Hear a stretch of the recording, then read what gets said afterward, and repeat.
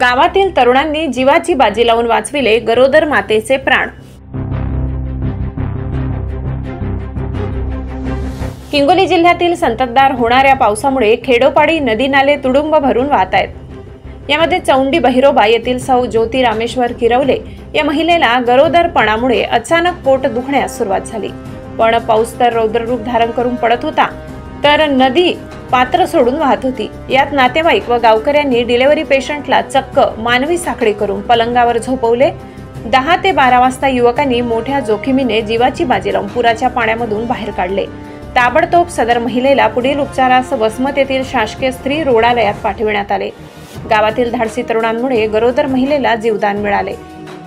मात्र चौंडी बहिरोबा येथील नदीच्या वर श्यामनगर वस्तीमध्ये राहणाऱ्या नागरिकांची मोठी गैरसोय होत आहे। वस्तीकडे व शेती शिवाराकडे तसेच शाळेला जाणाऱ्या विद्यार्थ्यांची संख्या खूप आहे।